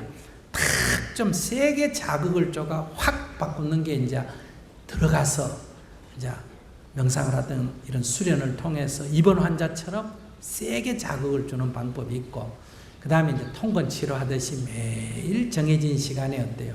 지속적으로 하는 거예요. 지속적으로 매일 아침 일어나서 참회 기도를 꾸준히 지속적으로 하게 되면 이제 한 100일 하면 지 꼬라지를 좀 알게 돼요. 아, 내가 화가 좀 많구나. 내가 좀 답답한 사람이구나. 이렇게 자기 꼬라지를 좀 알게 돼요. 일단 고쳐지는 건 아니에요. 고쳐지려면 얼마쯤 해야 된다? 한 1000일은 해야 돼요. 한 3년은 꾸준히 해야 이 업이 바뀌어요. 그래서 사람이 바뀌었다. 그런데 이제 이 부처님의 법의 위대함은 부처님이 그러자 부처님 법문 딱 듣고 삶이 바뀐 사람들 경전에 보면 있어요, 없어요? 있어요. 이게 이제 성문성이라 그래요. 법문만 듣고도 바뀌는 거예요. 근데 대다수는 법문만 듣고는 잘 안 바뀌어요. 이해는 되는데 말은 그럴듯한데 생각은 바뀌었는데 어때요? 행동은 잘 안 바뀌어요. 자기도 모르게 튀어나오기 때문에. 그래서 이제 그 법의 이치를 자기 것으로 해야 돼요. 스스로 이치를 깊이 연기법을 이렇게 해서 해야 이게 좀 바뀌어요. 그럼 그걸 뭐라냐? 연각성이라고 해요. 들어봤죠? 연각성. 그러면 보살성이란 뭐냐? 이거를 행해야 돼요. 실제로. 실제로 행하면서 그런 남편의 아내의 소리를 듣고 남편의 소리를 들으면서도 내가 화가 나는 것을 보고 또 실수하고 넘어지고 또 일어나고 또 하고 이렇게 시행착오를 거듭하면서도 꾸준히 해나가면 어느 순간에 이게 변해가요. 그래서 여러분들이 처음에 이렇게 뭐 사람이 좀 뭐 법문 듣고 와가지고 나도 이럴 거야 바뀔 거야 해도 남은 그 말 믿어지지만 아내나 남편이나 자식은 그런 말 믿어져야 안 믿어져요? 에이그 네가 바뀌기는 뭐가 바뀌어 이런 생각이 들잖아요. 그런데 이렇게 이제 꾸준히 이게 하면 사람이 바뀌어 나가니까 말은 안 하지만은 아, 저 사람이 좀 바뀌네 이렇게 이제 신뢰가 일어나기 시작하는 거. 그래서 아까 기도하는 거 한 3년 다 기도해야 돼요. 뭐 어떤 거는 한 100일만 해도 효과가 있지만 한 3년 기도를 이렇게 꾸준히 해야 된다. 운동도 급하게 한다고 좋은 거 아니에요. 꾸준히 해가야 건강에 좋듯이. 그래서 절을 하게 되면 첫째 육체적 건강에 좋아요 안 좋아요? 좋아요. 그 다음에 특히 정신적으로 아주 좋습니다. 왜 그러냐 하면 여러분들이 만약에 두 사람이 누워가지고 대화를 해요. 이러쿵저러쿵 그거 아니야. 맞다니까. 이럴 때 계속 누워서 언성 높이고 싸울까? 벌떡 일어나 앉을까? 앉아서 말다툼하면 일어설까? 앉아서 할까? 일어서지. 서서 말다툼하면서 고개 쳐들고 할까? 고개 숙이고 할까? 쳐들고 하죠. 그래도 화가 되게 나면 눈을 부릅떠요? 내리깔아요? 부릅떠요? 뭐? 이럴 때가 내가 옳다는 아상이 가장 강할 때, 극치일 때가 그런 상태예요. 그러다가 내가 잘못했네 이런 생각이 조금 들면 텄던 눈이 어때요? 약간 내리깔려요. 조금 더 잘못했네 하면 고개가 숙여지고 더 잘못했다 싶으면 허기가 숙여지고 더 잘못했다 싶으면 무릎이 꿇리고 죽을 죄를 졌다 싶으면 이마가 땅에 닿아요. 그러니까 내가 이마를 오체투지 무릎을 꿇고 팔꿈치를 대고 이마가 땅에 닿았다는 것은 내가 옳다는 생각이 제로라는 거예요. 완전히 내려놨다는 거고 쳐들었다는 건 뭐예요? 내가 옳다는 게 100이라는 거예요. 그래서 이 절은 내 옳다는 거를 내려놓는 그런 이 수행이에요. 그러니까 절을 하면 전신 운동도 되고, 그리고 지금 대부분 운동 부족이니까 운동도 되고 또 뭐다? 그보다 더 좋은 거는 정신적인 이 건강에 매우 좋다. 그렇게 치유 효과가 있는데, 그러니까 이제 이렇게 절하면서 니 몇 배 했는데? 300배. 와이고 그래 많이 했나? 난 200배밖에 못 했는데 나도 빨리빨리 해야지. 이거는 극기 훈련은 되는데 육체는 좋은데 정신적으로는 뉘우치는, 자기를 내려놓는 게 아니라 자기를 또 움켜쥐기 때문에 이거는 정신적인 참회 효과는 안 나타난다, 이런 얘기예요. 그래서 절을 많이 하는 게 중요한 게 아니라 제대로 해라. 이럴 때 뭐 팔꿈치를 어떻게 해놓고 팔을 어떻게 해놓고 이걸 말하는 게 아니라 뭘 숙여라? 마음을 숙여라. 그러면 절을 많이 하면 나쁘냐? 그 얘기가 아니에요. 그렇게 절을 많이 하면 그만큼 많이 숙이니까 어때요? 좋아요. 그럼 마음이 안 숙여지면 어떡합니까? 억지로라도 숙이면, 몸을 숙이면 마음이 나중에 따라 숙여질 때가 있어요. 그래서 먼저 일단 해본다. 알았죠? 그래 꾸준히 하되 절 횟수만 너무 생각하지 말고 이렇게 뉘우치는 마음을 내면, 그러면 마음이 이렇게 어느 순간에 가면 이 부정적인 생각이 긍정적인 생각으로 바꿔요. 저놈 참지 또 술 먹고 온다. 이건 부정적인 생각이에요. 그런데 이제 스님이 가끔 어떤 분에게는 이렇게 하죠. 절을 할 때 어떻게 해라? 술은 우리 남편에게 보약입니다. 이렇게 기도하라 그러거든요. 그러면 그건 왜 그런 말을 하냐면 그분은 어릴 때 심리가 억압이 돼 있기 때문에 만약에 술을 먹지 않으면 자기 심리가 계속 억압이 돼요. 술을 먹고 이거를 드러내야 돼요. 이 답답한 거를. 그럼 드러내는 게 바깥으로 나오는 게 주정이에요. 그러니까 술을 먹고 주정을 할 때 등을 두드려주고 아이고 그래 아이고 그랬구나 이렇게 동조를 해주면 이 억압이 풀리는데 대다수 부인이 그런 거 해줄 수는 없잖아. 그죠? 그런 거 해주기 싫은 사람 나처럼 스님이 되면 돼요. 결혼을 하면 그런 거 해줘야 되나 안 해줘야 되나? 해줘야 돼요. 왜냐면 치유를 해야 되니까. 그러면 이렇게 이제 해주면 이게 줄어드는데 대다수 결혼해가지고 그걸 갖다 맞받아 치잖아. 또 시작이다. 또 그 얘기다. 이렇게 맞받아 치면 심리가 더욱더 억압이 되기 때문에 이게 더 늘어납니다. 그럴 때 이제 술은 보약입니다. 아, 저렇게 술을 먹고 저렇게 자기 답답함을 하소연하는 게 남편에게 명도 길어지고 어때요?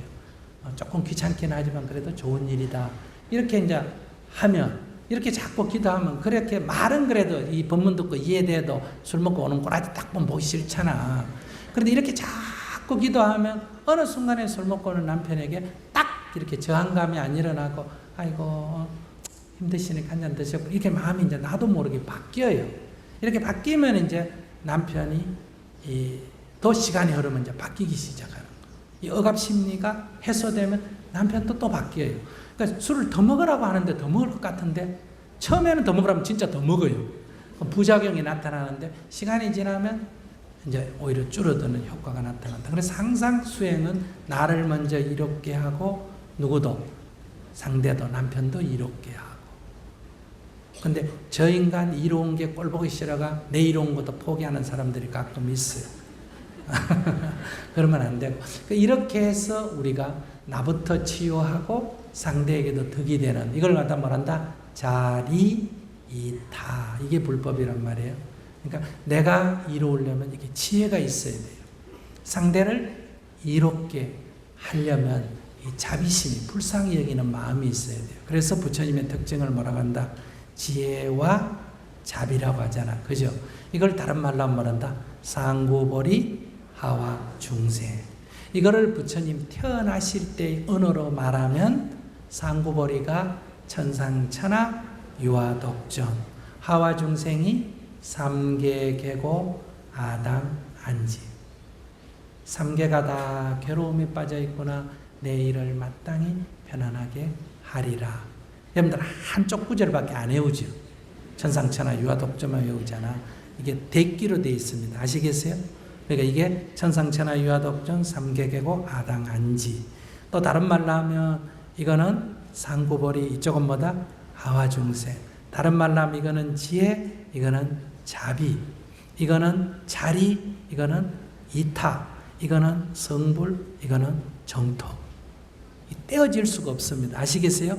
이 같이 가야 되는데 우리 불교의 수레바퀴가 지금 한쪽만이 강조되고 다른 쪽이 지금 없어지다시피 해서 이 사회적 실천이 약한 거예요. 그러니까 항상 우리가 자기 수행을 할 뿐만 아니라 어려운 이웃을 위해서 베푸는 보시를 하고 또 뭘 해야 된다? 봉사를 해야 돼요. 근데 우리 불교인들이 보시하고 봉사하는 게 굉장히 약하지 않습니까? 그래서 보시하고 봉사하고 이렇게 해야 돼요. 그래서 오늘 본문 들으니까 어떻게 조금 이해가 되니까 좀 나아요, 안 나아요? 낫죠? 그러니까 여러분들이 뭐 절에 이렇게 가능하면 한 주에 한 번 가서 법문을 좋다 나쁘다 법문이 들을 게 있어야지 이러면 안 돼요.